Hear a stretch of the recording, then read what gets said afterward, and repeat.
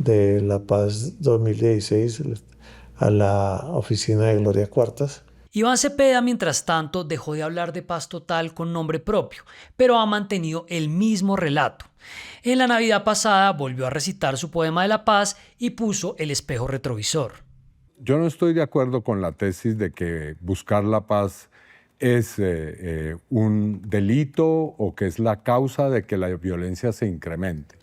Si la violencia se incrementara por política de paz, no se podría entender por qué un gobierno como el anterior, el gobierno de Iván Duque, permitió que crecieran de manera exponencial los grupos armados sin tener una política de paz. El pacto histórico tuvo política de paz en teoría, pero no en la práctica.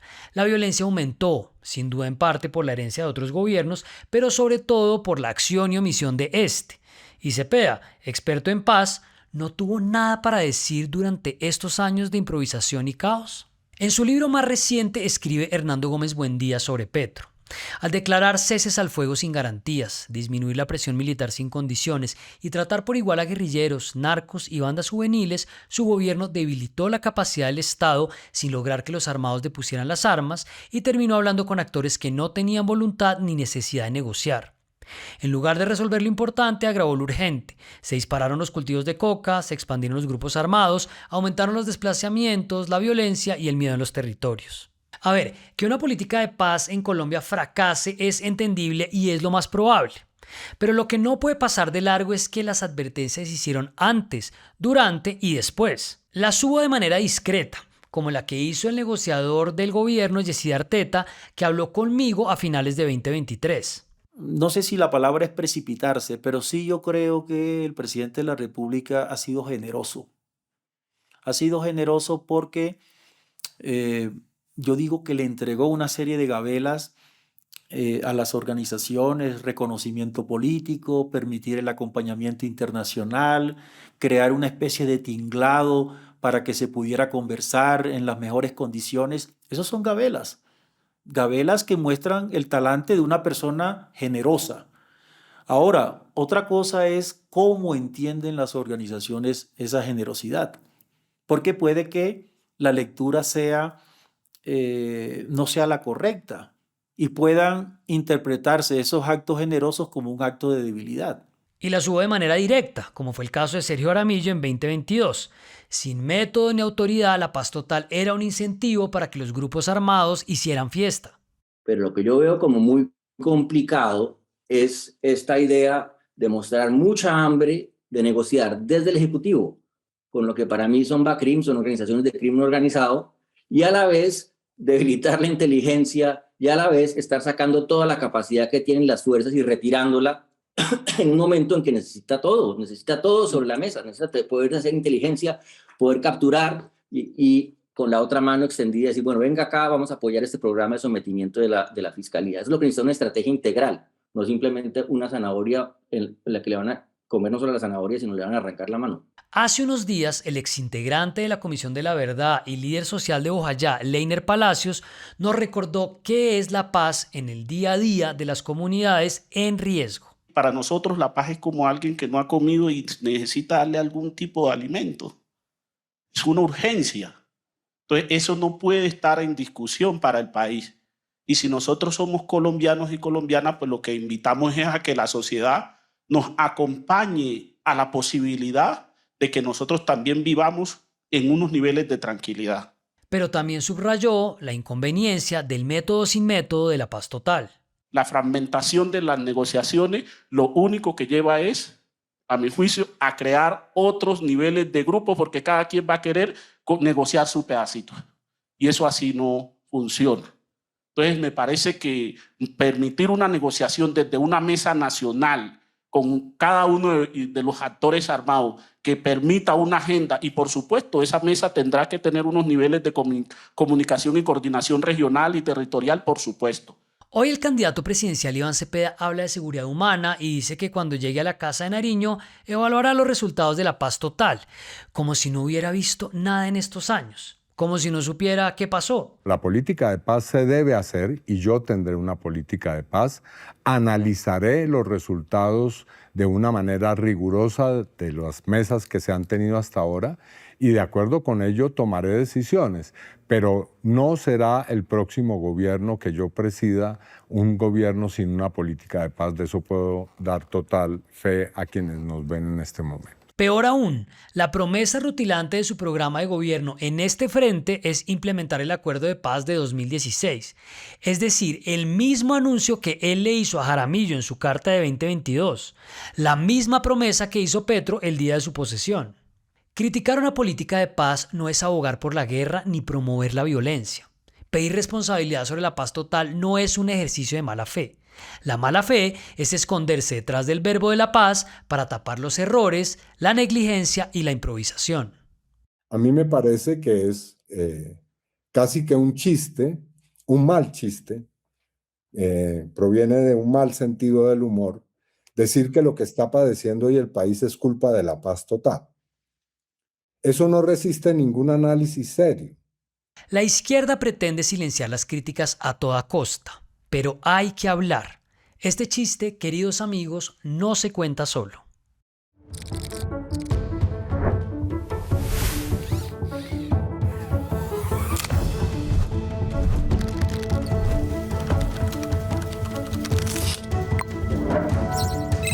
En el Congreso, Sonia es el paraíso. presidente Gustavo